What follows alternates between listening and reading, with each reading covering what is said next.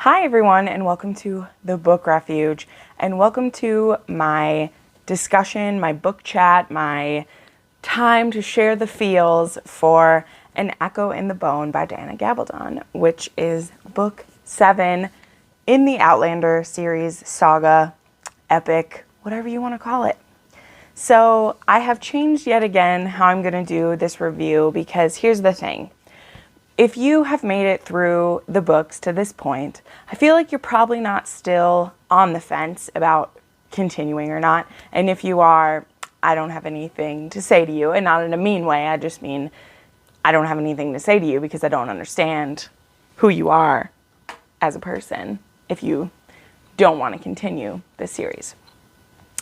But the way I'm going to go through this is I'm going to go by character, and I'm going to start with, I'll tell you who I'm going to start with in a second, but I'm going to go with that character who I feel like this book kind of begins and ends with, or begins and then begins for them.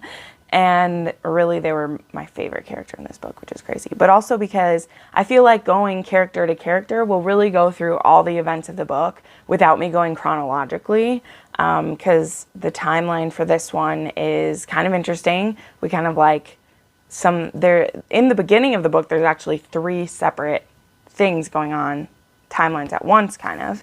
And then also, I mean, I have so many notes, and I was kind of able to break this down like by character, and then like what their most important moments are, which generally their most important moments are also my favorite moments. So it works like that. But anyway, as I was saying, I feel like you're not watching this review because you want to know whether I think you should read it or not.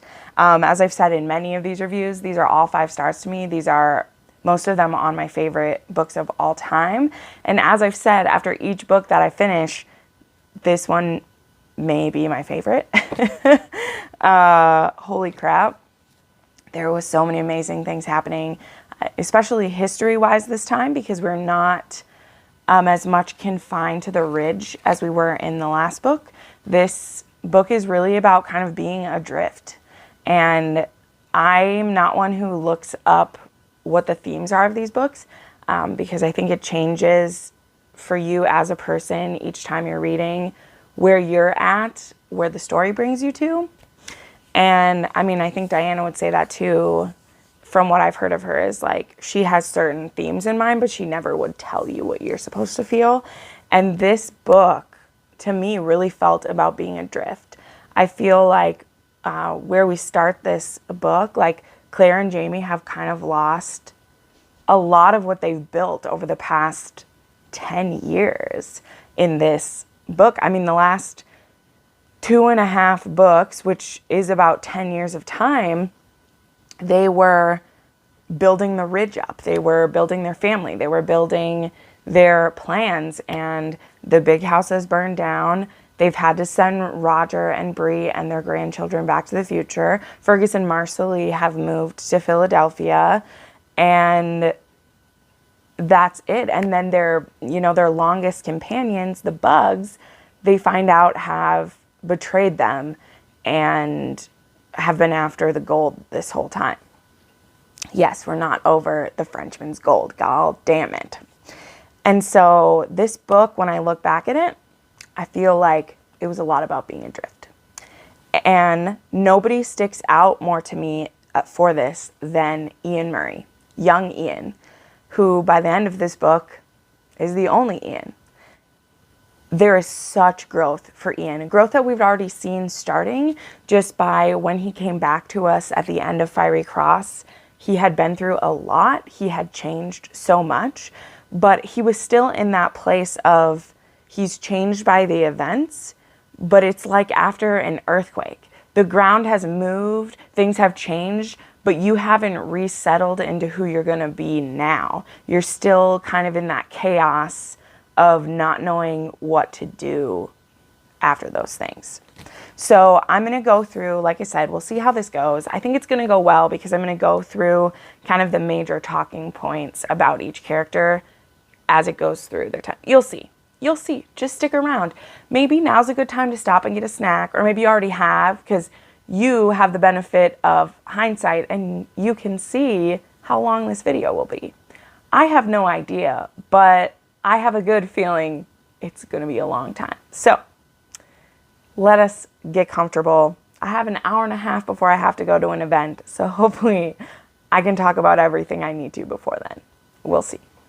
So, An Echo in the Bone starts in July of 1776.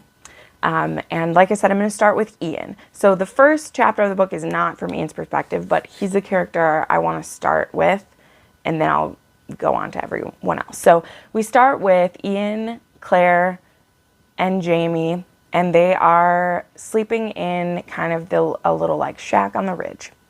And they are keeping an eye out for Arch Bug. He is such a, like, his name is weirdly hard to pronounce, even though it's literally 2 syllables, Arch Bug. Because we know that he's been after the gold. We know that he has stolen it from the tomb from a tomb at River Run. He's the one who caused all the problems for Jocasta, and that we blamed everything on Stephen Bonnet, but it wasn't just Stephen Bonnet who was after the gold. And they actually hid the gold under the big house because nobody would go under there because it belongs to the big sow. And we have been seeing these like scratches and marks on her back, like something's been trying to attack her. And one night we see someone sneaking around, and Jamie and Ian go after them. And just at the last minute, Jamie realizes who it is, but it's too late. Ian has already let his arrow fly, and he has killed Merdina Bug instead of Arch Bug. She's wearing his coat because she was sneaking around, and Ian has killed her. And oh, he just feels so guilty. He feels so bad because he had nothing against Merdina, and even though she's working with her husband, they would have never hurt her. I mean, we love this woman. And that's the part that is hard at the very beginning, is like, Arch has been there for us through so many things. And especially like Merdina, who has only ever been gracious and good. Like, we have no reason to have any problems with her, even if she's going to be sticking by her husband.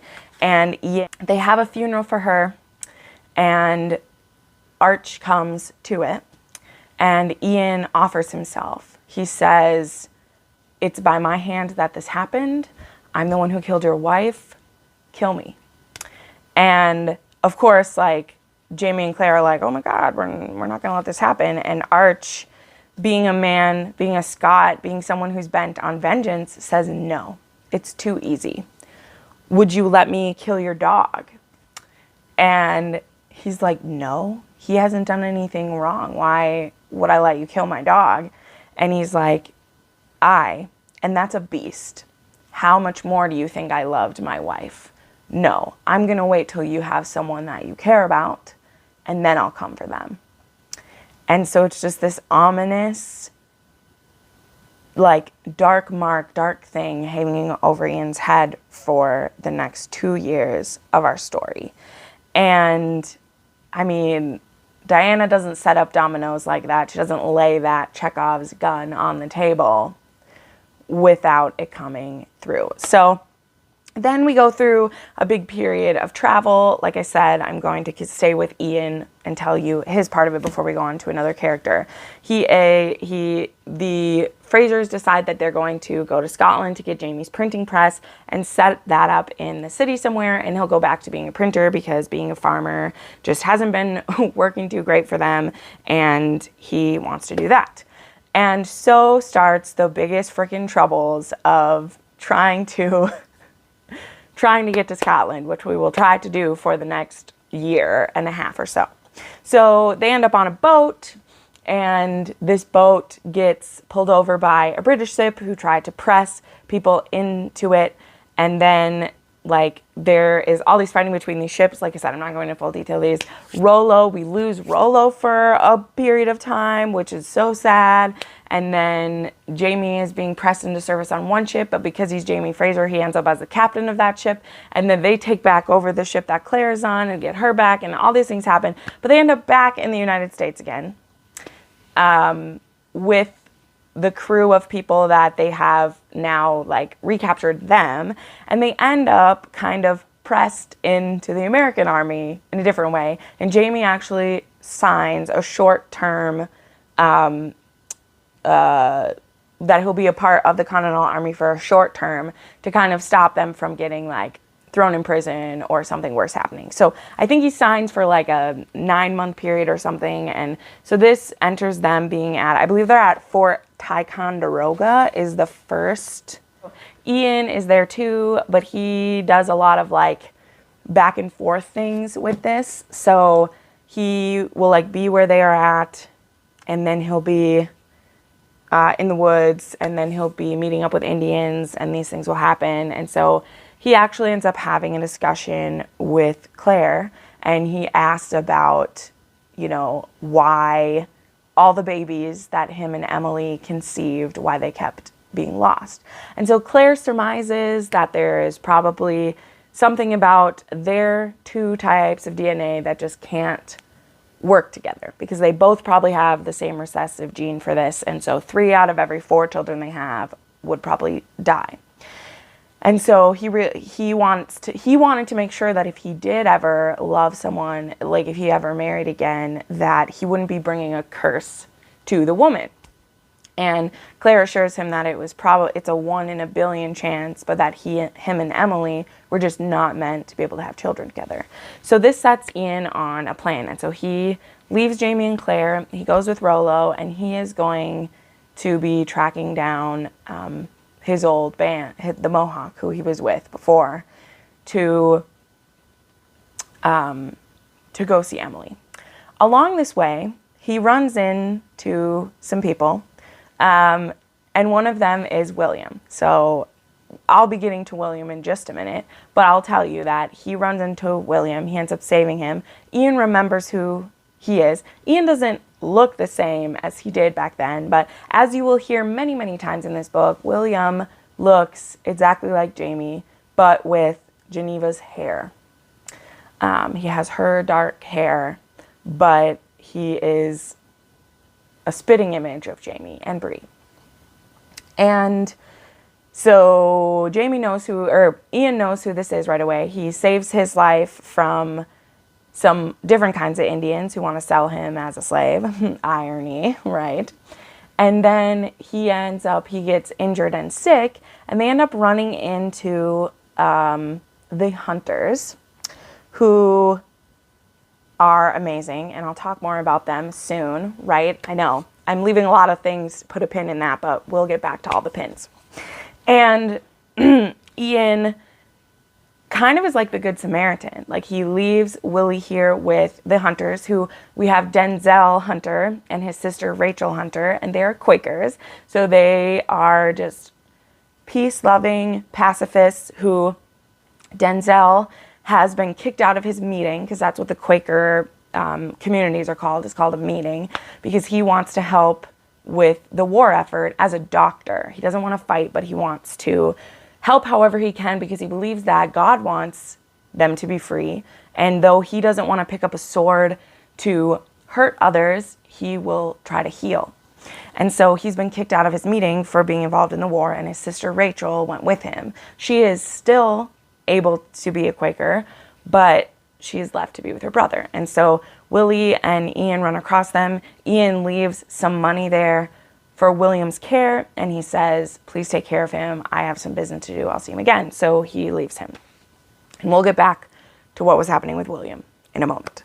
So Ian makes his way to the Mohawk tribe that he stayed with, and he finds Emily and her new husband, who doesn't want Ian to see him because he knows how much they loved each other.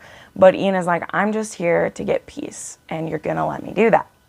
And so he's able to find Emily, and Emily actually has 3 children at this point, and they are beautiful children. And it's so painful, like, it's so painful to see, but it's so beautiful. It's so beautiful that Ian is able to get this kind of peace, and he's able to, like, he apologizes to Emily for not being able to give her children, and he asked to see them. And so there is, I mean, they're beautiful. And one of the boys, the oldest boy, hold on, let me find it. He is actually the son of Ian's heart, is what, or of his spirit is what he's called. And so Ian actually renames him, and he names him the swiftest of lizards, which is cute because they're playing with lizards. And Ian is able to get some peace and know that, no, Emily hasn't forgotten him, but this was the best choice because them together was literally causing them both so much pain. And now she has the life that she wanted, and she has these children, and Ian is able to realize that he did his best in this case. And so this is great because we're seeing some peace for Ian finally of the demons that have been haunting him for the last 5 years longer. And it's really beautiful to get to see.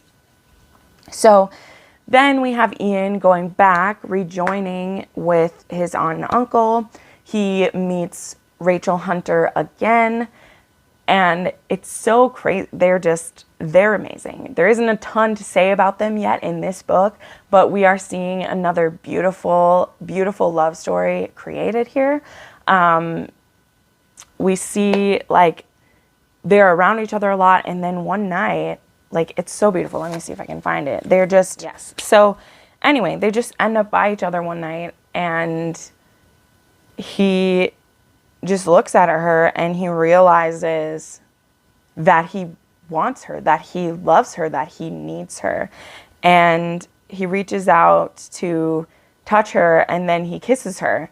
And Rachel is just like, oh my gosh, what are you doing? You can't do that to me. And he's like, I'm sorry.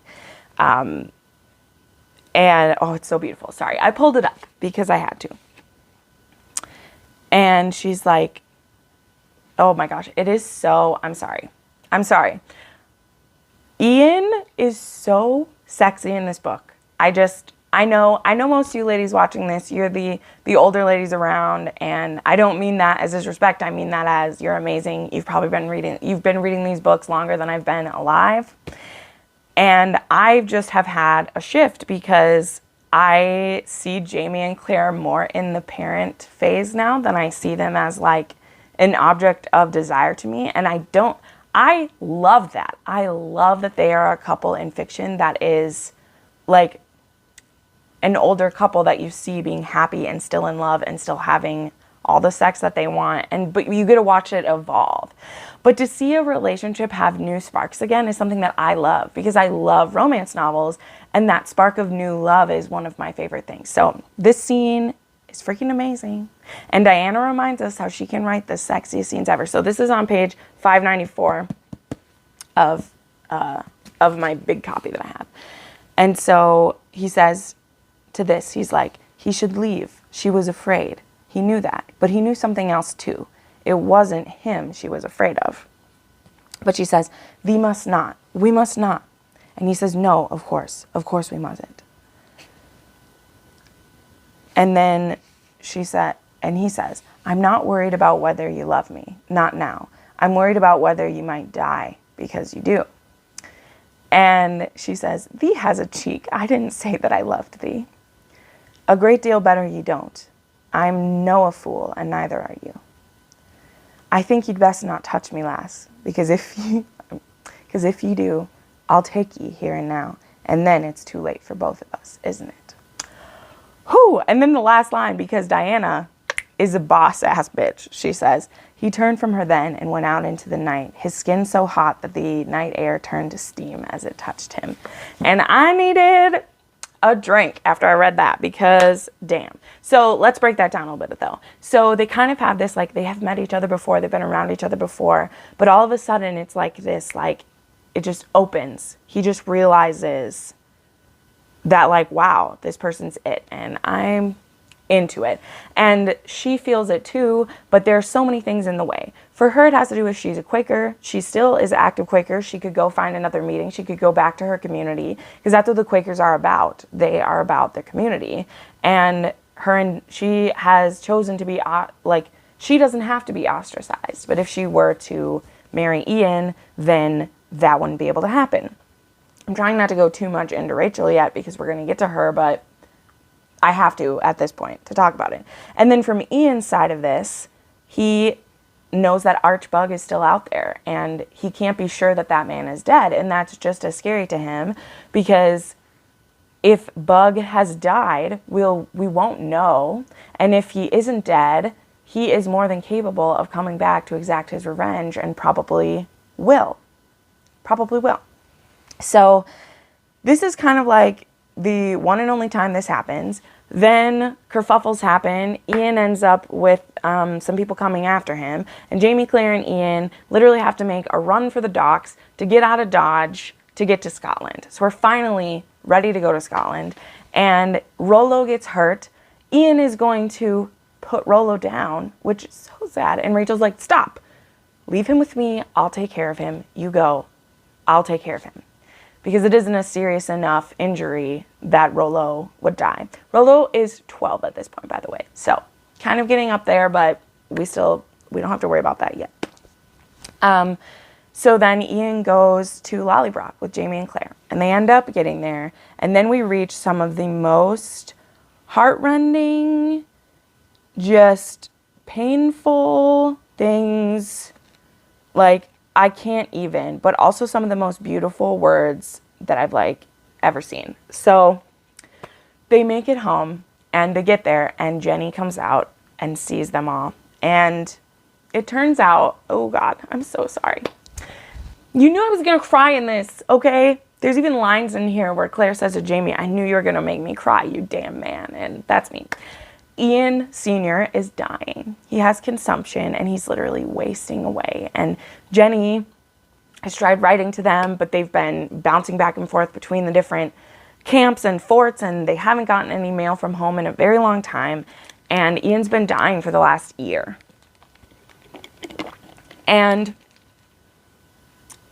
Jamie has finally completed his promise that he made 12 years ago. That he would bring Ian home to his parents. And I'm just so glad that he did because Ian got to speak to his father. He got to speak to his father as a man. He gets to speak to his mother as a man. He gets to see all of his nieces and nephews who just climb all over him and poke at his tattoos and touch his hair and love him. And he gets to be part of the Murray clan again, which he didn't know if he ever would. And for Jamie and them to make it there in time is just, it's so beautiful. So to kind of wrap up Ian here, even though there's so much we could say, Ian has conversations with both his mother and father. He's able to talk with his father about Rachel, gets to explain his love for her, and it's so beautiful. And Ian Sr., he has so much beautiful stuff. Ooh, I love Ian Sr. so much. He's just always such a steady, level head compared to the Frasers. Like, he is the steady rock for so much of, the beginnings of Claire and Jamie back when they were in Scotland back then. And it's so beautiful. And he tells Ian, he's like, Ian, there's something special when you get to call someone else by your own name. And just the time they get to spend is beautiful. And Jenny shows Ian that she had a stone made for Isabel, which is right beside Caitlin's stone. And so Caitlin was a daughter of Jenny and Ian's who died at birth, basically. She died after a day. And Isabel is what Ian named his daughter, who the Indians didn't name her, but Ian did. And she made a stone for her, which is probably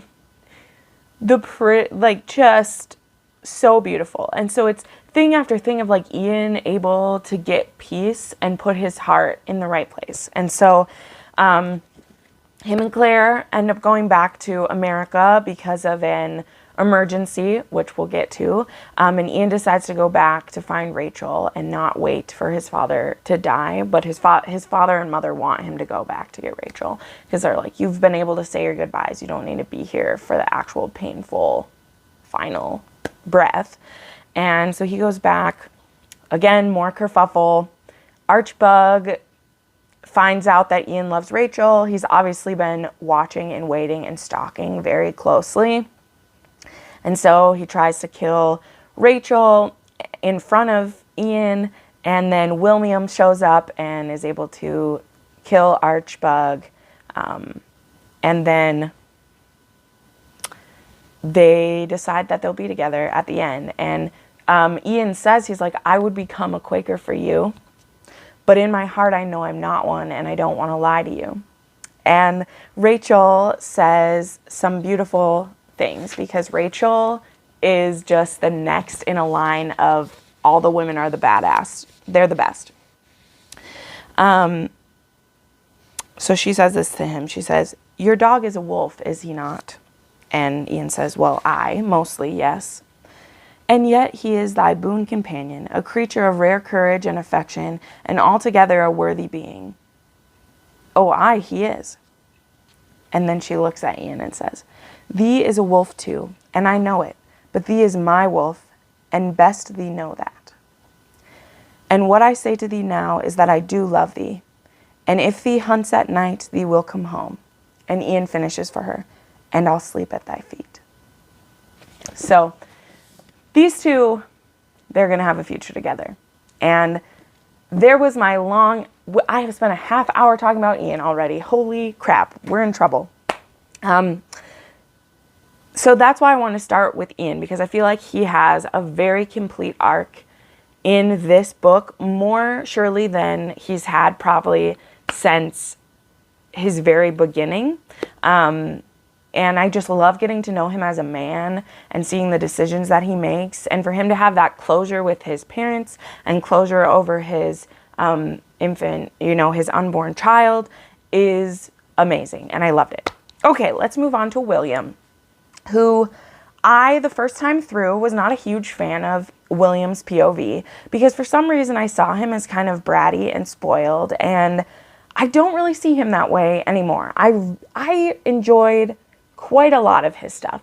Mostly why I liked it so much is because when we're in a POV of a character who isn't Claire, or we're meeting people, I love meeting people from someone's POV who doesn't know the person, but we know the person. Does that make sense? So the first time William sees Ian again after, I think probably 5-6 years or so, even longer than that probably, maybe like 8 years, we know who it is, because anytime in these books that there is a wolf-like creature going by, we know it's Rollo. We know it's Rollo. And so while William is in a little bit of trouble,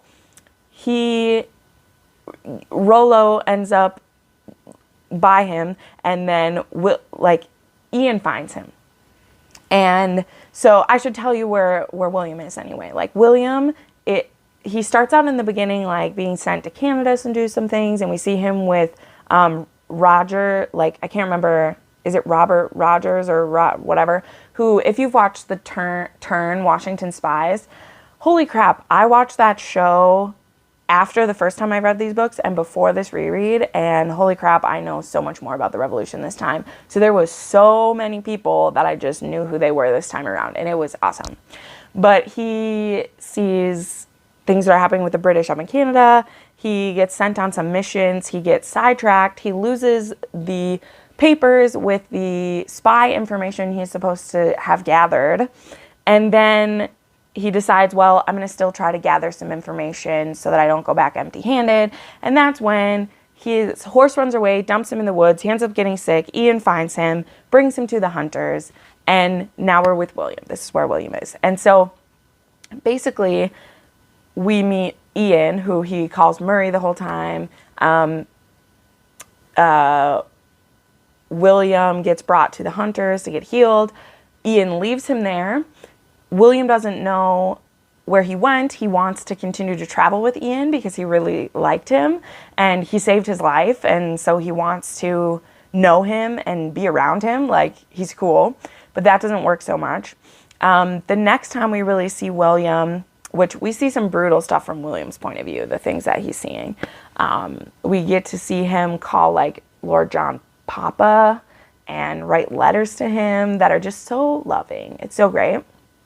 Also, Willie is helping his cousin Dorothy get to America by telling his father that they are in love and want to get married, which is really a trick because Dorothy is in love with someone else who I'll tell you about in a minute. And Lord John kind of susses it out that you're not really in love with your cousin. But Lord John like helps her come there anyway.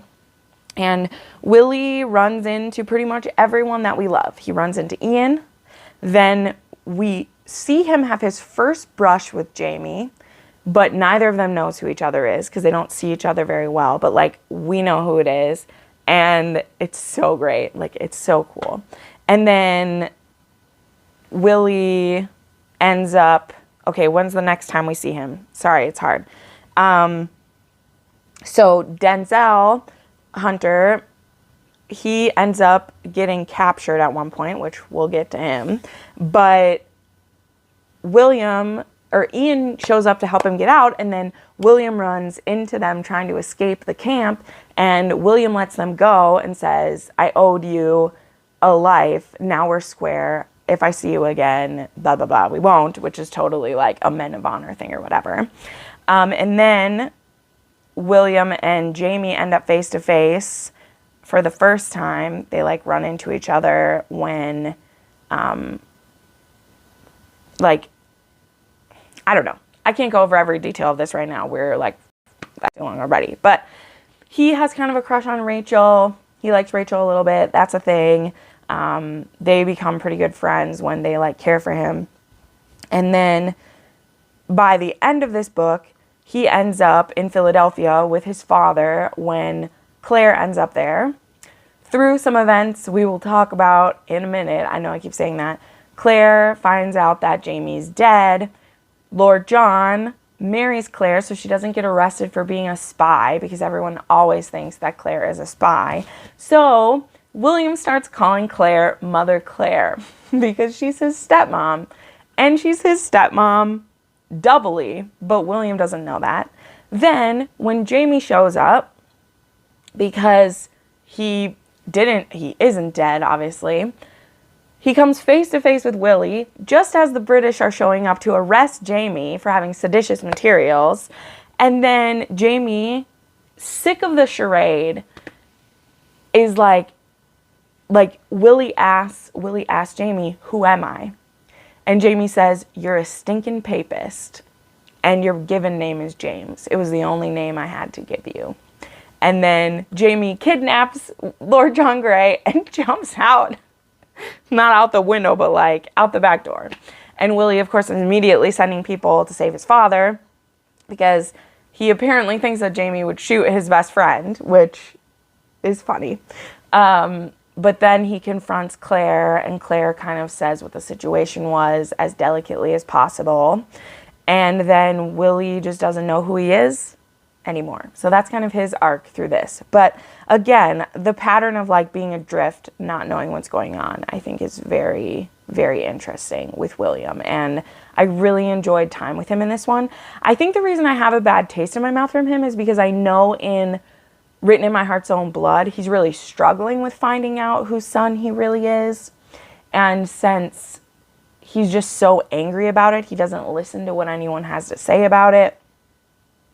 And so we're kind of in a predicament with that anyway. So I think that's why, because I remember being really annoyed with him in Written in My Heart's Own Blood, but I feel like this time around, I'm going to have a little more sympathy than I did before. Then I want to talk about Jamie and Claire. So we'll go through them a little bit here. Obviously, there's so much to talk about with them, but again, really that pattern of being adrift is what I want to mention. Like, they've kind of lost everything at the Ridge. They have these problems on the high seas. Jamie actually has some pretty serious injuries over this 2-year period. I think he takes some of the, like, pretty bad, and, like, of course, nothing is as bad as the snake leg that we have, but it's pretty bad because when there's the fight on the ship, he almost, like, he has an injury, like, is it by his carotid? I don't know. It's by one of the arteries. And Claire spends the whole day helping everybody else because Jamie's wound, like, isn't bleeding that much. And it's because the bullet caused the clot. Is it the bullet? And the clot is the only thing holding the artery back or something like that. I don't know. It's terrifying. And Claire has to, like, play it cool that he, like, doesn't die. And then another time he helps in a battle, and he actually breaks the line of some of the British on horseback, and he ends up saving this whole company of men, 50 men, and it's a really beautiful scene where, so Claire is going to remove his ring finger, which has caused him pain since Blackjack crushed his hand way back when, 30 years ago. And Claire's actually does a surgery on him with only laudanum. And it's a very painful but beautiful scene because she is like, well, I'm going to fix your hand, but we're going to do it the right way. Like, he's like, can't you just chop it up? And she's like, yes, darling, I can. But I have time to do a good job and hopefully relieve some of the pain you've been in. So she actually, like, does a surgery where she, like, gets a lot of the, like, things out of the way and then brings his hand in closer so he doesn't have an awkward, like, gap here. And it actually makes his hand much more flexible and less painful than it's been for years. And it's this moment of, like, really excising that part of pain from him, and removing some of, like, the scars from that pain that's been around for so long. And it's very powerful. And Claire just kind of is asking him, like, if it's worth it. And he says, like, you know, not all of those men of those 50 might have died, but one of them, but the fact that they all lived, like, it's worth a finger. And Claire actually asks, you know, that sounds like a Bible story, doesn't it? It sounds like Lot praying for, or it sounds like Abraham praying for Lot in Sodom and Gomorrah when he asked God, will you spare this city if there is 10 good men, if there's only one? And as Jamie is getting drowsier and falling in, which he hates having laudanum because it gives him nightmares. And it's so sweet because Claire's like, I know, baby, but I'm not going to have you be awake while I fix your hand because you'll be in too much pain. But just their tender, loving care for each other. It's so beautiful. I love it. I always love it. So Claire has some great interactions with the hunters. Denzel is just like a treat. This guy is trouble, but he's like that puppy dog that you love so much, even though they get into everything. And so Claire finds a fellow, like, forward thinker, and instead of ever being, like, shocked by her plans or think that it's suspicious that she knows certain things, he's in awe of her. And so it's really nice for Claire to have a fellow doctor who isn't constantly questioning her or wanting to tear her down or change things about it. Like, it's very interesting. So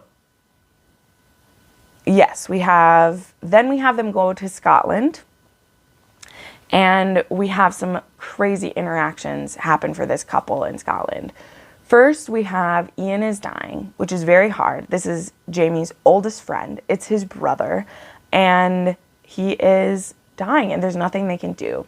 And so Jenny knows that Claire is a fairy woman, or there is something magical about her, and she doesn't believe that Claire can't save Ian. And so she really is blaming her for not saving him a lot of times. And there's a lot of hurtful things that get said to Claire because apparently if she can travel through time, she can just do all kinds of magic, which we know just isn't true. Then we have Jamie making peace with Leary. We have Leary kind of making peace with Claire. because we find out that Henry Christian is in a lot of danger. He has tonsils so swollen that he is stopping breathing when he's sleeping at night. He can't eat very much. And Fergus and Marcelly are at their wits' end because someone has to take turns sitting up with him all night long so that Henry Christian doesn't die in his sleep.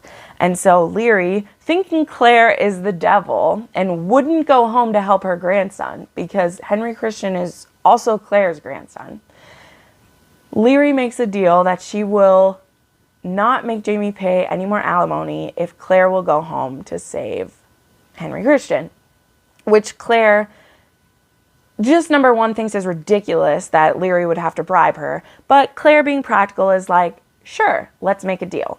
So Leary agrees to marry the man that she's been sleeping on and off with for the last however many years. And Joni, which is Marcelly's younger sister, she is going to a convent, and so she gets her dowry to be able to give as a donation when she goes there. Michael, who is one of Ian's brothers, young Ian's brothers, he has just lost a wife, and so he agrees to accompany and take Joni to the convent, basically, or on the way there, which there's actually a short story about, which I haven't read yet, which I plan to read very soon. I'm probably going to read it before I start Written in My Heart, Soul, Blood. And so Claire leaves Jamie in Scotland, and her and Ian head back to America. Jamie stays, actually takes his finger bone and gives it to Ian to be buried with him. And there is just, it's painful. Like, we lose Ian and it's horrible. And Jenny just kind of like, finally relaxes because it's been horrible and painful to watch the love of her life suffer and die in this horrible way. And she decides she wants to come to America with Jamie because her oldest son, his wife, is now the mistress of Lollybrook, and it'd be really hard for her to stay there and not be the mistress. And she also wants to do something new. She's never went any further from home in her life. She's never been further than 10 miles from her home. And she wants to go back. She wants to be with other family. And like, her youngest son, Ian, lives there, and she could be with Marcelly and Fergus and the children and still have family around her. But to be at Lollybrook, where she lived her whole life with Ian, is just too much pain for her. And they have this beautiful talk about, like, she's like, I will carry Ian with me always. And she's like, where do you think he is? And Ian remembers something that, because when Ian and Jamie would fight together when they were young, Ian would always protect Jamie's right side because he was left-handed. And so Jamie answers Jenny and says, he's right here. And he points to in between them, and it's like, he's right here, protecting his right side. And I wrote in my notes when I was reading this that, like, this is the releasing of a spirit, but it's also a guardian angel being born. You know, Ian's going to be watching out for us, and it's just, he's so beautiful. We're going to carry him with us. But it was very hard to lose Ian. It hurt. It hurt so much. So then the other drama we have is the ship that Ian and Jenny are supposed to take to America, the ship that Jamie told Claire, who told Lord John that they would be getting there on, it leaves without him. And they end up having to take another ship. And this ship sinks.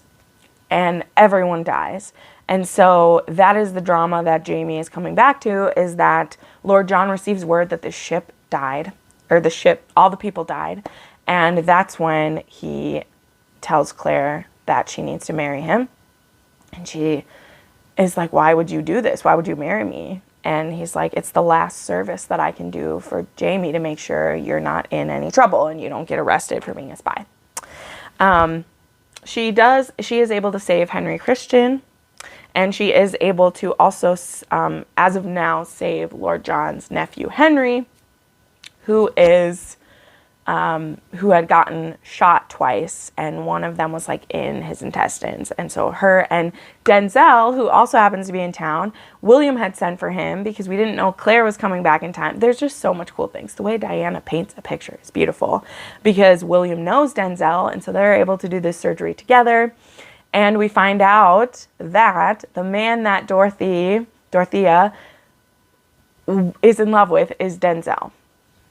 And she decides that she will become a Quaker for him. And so she is this rich, the daughter of a lord, and she's like, I've went to a few Quaker meetings before. I'm going to become a Quaker and I'm going to marry you.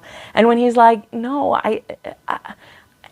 I'm going to be following with the army. Like, it's going to be dangerous. It's not a proper place for you. And he's like, well, your sister goes. And he's like, yes, and I don't want her to, but I can't stop her. And she's like, well, you can't stop me either. And she's like, and I don't need to ask permission from my father because your people don't believe that I need to do that. And she's like, let's pray about it. So they sit down to pray about it. And it's actually really beautiful because Rachel is praying about if she should be with Ian or not, if he is coming back for her or not. And Denzel is praying about if he should marry Dorothy or not. And at the end of it, he says, Dorothea, will you marry me? Because apparently God told him it's okay. But anyway, I totally just jumped to the hunters because I couldn't wait. But yeah, and then the last other piece of information I want to share that Claire finds out is basically that we find out that Fergus is the son of the Comte de Saint-Germain, who, he's not even a bastard son, because the woman, so this man named Percival Beecham is trying to find Claire and Jamie and Fergus the entire 2 years of this story, basically. And they had a chance to run into him at one point, but Fergus has been refusing to see him. And it turns out that the Comte was having an affair with Percival Beecham's sister, and she got pregnant, but he was married. Well, then his wife died. Well, then they wrote up the papers that he would have to marry her, and then he disappeared. So this woman was technically legally married to him, but he disappeared, and then her family wouldn't take her back because she was now having a bastard baby. And then she ended up having the baby in a brothel and then died a couple years later. And that baby was Fergus Claudel Fraser, who was named after his mother, Claudette. So now we know where that name came from. And it turns out that because these papers still stand, Fergus is the legal heir of the Comte de Saint-Germain, who owns land in France and Britain and America, apparently.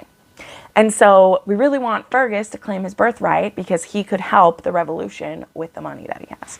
So that's just a little tidbit we find out. And I'll tell you, I did not know that from last time. I knew there was someone trying to find him who was maybe his father, but I did not freaking know that Fergus is the son of the Comte de Saint-Germain. Boom. My brain is fried. Okay, I've mostly talked all about the hunters through other people's stories, so I am going to kind of skip on from them because I need to get to what's happening in the future before I have to leave. Pretty much everything important. They're amazing. I love them. I love Denzel. I love Rachel. I think she's strong and powerful, and her relationship with her brother is beautiful. The relationship she builds with pretty much everyone she meets. I love her. I love how when Claire tells her about the curse upon Ian, that she's just like, that's stupid, and I want to be with him anyway. I love it. And then, yeah, she's amazing, and I cannot wait to read more about them in the next book. I just can't wait. So, Bree and Roger. Bree and Roger have ended up in Lollybrock in the 1980s because they were able to purchase it. It was for sale back when Claire and Bree had went to Scotland before they go back to the past and everything, and they're able to purchase it. Also, Jamie and Claire were able to leave some letters behind for them. So they have left this huge stack of letters, and instead of read them all at one time to know, they're kind of reading them chronologically in time. So they're reading the letters just as they're written, but with their concurrent time, right? Because things are happening parallel. Even though they have all the letters, that's how they're reading it. So we get these different things where like Jamie and Claire, they're writing to Roger and Bree, and it's so beautiful. Jamie is just so beautiful. He'll say things of like, my dearest daughter, I think of you, and it just like, it hurts me. It's so beautiful. And also Jamie, he's been having like dreams about the children, and they seem to have kind of this psychic connection. And now this is something that like, we're going to talk more about in a minute, of like what the other kinds of magic and like telekinesis maybe, or like connection is happening between these family members, because there's something going on. So we get these different letters of Bree and Roger writing, and so they're kind of following their travels around and what's going on. And they both get jobs. Bree gets an engineering job. Roger ends up as like a choir master at the school. And there's some like different things that happen. And the kids feel like there's someone who's been spying on them, and they've been told that it's like this monster or whatever. Well, it turns out it's a person. And it is Roger's great-great-great-great-great-great-grandfather, William Buckley Mackenzie, who's the same man who got Roger hanged. And he has come through the stones forward, which just blows your mind, right? People can go forward in time? Holy crap, it's crazy. So he ends up forward in time, and he has been kind of skulking around, and we realize that he's not bad, that the thing that happened with Roger wasn't totally purposeful, which isn't how it seemed in the book to me, but maybe I'm not doing it right. But anyway, so he was torn away from his family, and Roger's able to like explain himself now. And it's actually really cool because Buck has kind of adapted. He's been here for a while, and he's kind of adapted to being in the future a little bit. And now he understands like why Roger was hugging his wife and like what was happening. And they're also concerned because they want to help him go back on Halloween when the stones are the loudest and everything. But from the genealogy, they know that this is the year that he dies. And so what we don't know, which I mean, I know because I've read the next book, but what we don't know at this point is if the genealogy says he dies at this year because he's forward in time, and therefore it's not written down when he dies, and if he died at a different time we didn't know, or if what's written on this paper will always remain the same and it will never change. That's the thing that is still, I feel, Diana's answer is whatever will be will always be. That's generally what I think. But then there's other things that disprove that, so I don't know. I don't understand. Her world is amazing. I don't know. So we have Buck with us. Then we also have the gold come back into play, and we find out that Jem's friend's dad finds out about the gold.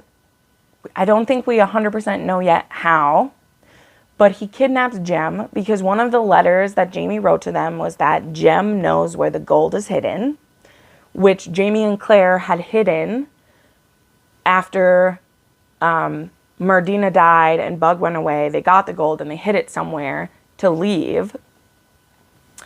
And Jamie told Jem knows where it is because it's a place that only Jamie and Ian were together, which I believe is like literally in America, and they're in Scotland right now. So holy crap.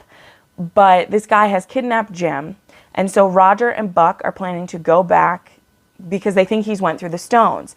But it's all a trick. It's all a trick to get Roger and Buck to leave. And as soon as they've left, as soon as they go to the stones, Rob Cameron shows up and says, I've taken Jem, and you need to tell Jem to tell me where the money is, or I'm going to kill him.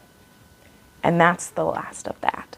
So Roger and Buck are planning to go back into the past, and he won't be there. So they're just going to get stuck there. Oof, it's crazy. It's crazy. So we also get one POV from Jem, just one chapter from Jem. And in that chapter, we find out, because the reason we know Jemmy's gone, because Jemmy is staying at his friend's house with the crazy dad, it's because Mandy wakes up screaming that Jem is gone, and she's dreaming of the stones, and she sees this man take him. And it's because these two have a connection. And we have seen it before. when Jemmy knows that she's able to like hear the stones when she's like really little.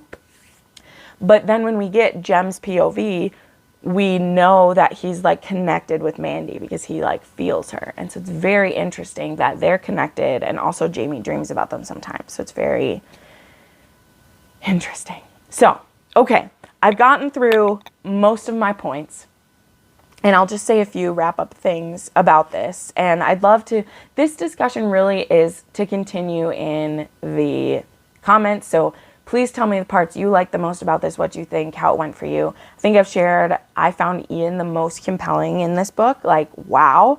Obviously, to me, just like Jamie and Claire continue to just blow me away. And I'll also say the things this time around of like with Gray and Claire when they're married for just a little bit of time, and just when they have sex one night, because they both want to make love to Jamie. And so they have this like drunk fueled, grief induced fuck with each other. And then they just talk through like their feelings, and it's amazing. And then there's another night where like Gray offers to help her forget for a little while, and she's like, I'll feel unfaithful, because this time she's not drunk, she doesn't have a reason. And thank goodness she didn't, because Jamie's not dead, praise the Lord. And in fact, Lord John Gray, the last line we have of him is after Jamie has kidnapped him and taken him out the window, the door, the back gate, whatever. He says, I have carnal knowledge of your wife. And he expects Jamie to just kill him. And Jamie's like, oh, and why is that? And that's like the end. I remember that being the end. And just being like, what the hell? I need to see what happens next. Spoiler alert, Jamie's a little bit pissed off, but it's great. So I loved this book. I always love these books. These books are like rolling a boulder, like not a boulder, but rolling something down a hill for me, because I always start off kind of slow, getting the feel for what's happening, and then boom, all of a sudden I just can't put it down.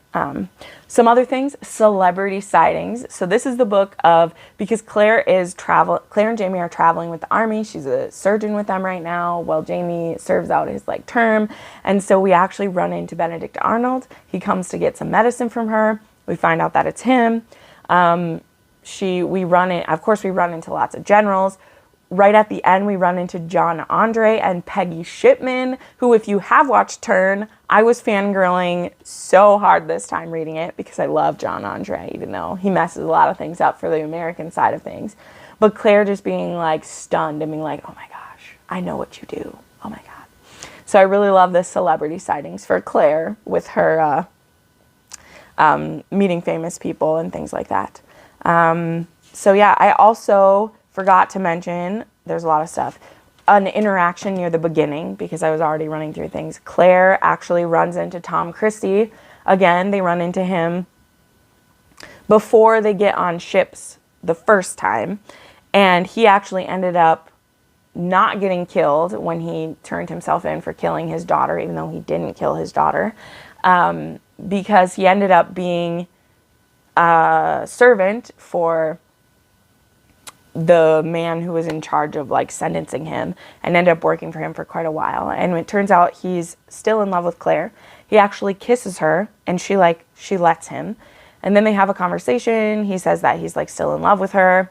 And then, so Claire is like, goes home and is just stunned by all this that happened. And she feels bad. She feels this like weird torn up feelings. And then Jamie comes home, and he's like, I ran into Tom Christie, and she's like, oh my God, he kissed me. And he's like, yeah, he told me. And she's like, oh my gosh, are you mad? And he's like, well, so, and then Jamie grabs Claire to kiss her, and she slaps him. And Jamie backs up, and he's like, you know, you don't like to be startled with touch because of her assault that happened. And he's like, so why did you let Tom do it and not me? And it's an interesting conversation, because that's obviously not where Jamie is going with it. But then they go to something else of like, you know, are you ever making love to somebody else when we do? I don't know. It's hard for me to like articulate those, but I I've said, like, I feel so bad for Tom. He's had such a crazy life and gotten the short end of the stick of a lot of situations, and I just don't know what to think of him. But I mean, I know where Claire and Jamie were going with it, and in the end of it, she's just like, no, I never feel that way. I never feel like I'm missing something when I'm with you. It was just overwhelming feeling, and Jamie says, he's like, I love you. How can I be mad at someone else for loving you? Do you love him back? And when she's like, no, I don't, he's like, then what can I do? Like, I can't be mad that someone else loves you. I understand what's lovable about you. And it's just so powerful. I love their relationship. I love it so much. It's so good. It's so good. There's so much between them in this. I can't touch on everything, but there's so many beautiful moments in this book. There always is. Jamie always knows just what to say, and he's so beautiful. It's so beautiful. So I'll wrap this up. I told you this one would be long. You already knew that, I'm sure. This was An Echo in the Bone, and as always, it's my new favorite. And I cannot wait to read Written in My Heart's Own Blood, even though I'm sad because we don't know when Bees will be out. But I'm very excited because this one and the 8th one are the ones I'd read the least amount of times and the things that I remembered the least about. And so I'm very excited for more. It's so good. So thank you so much for watching. Please, down below, share with me your favorite parts. Share with me, you know, just what you think or things I forgot to mention. Like I said, there's so much. There's so much.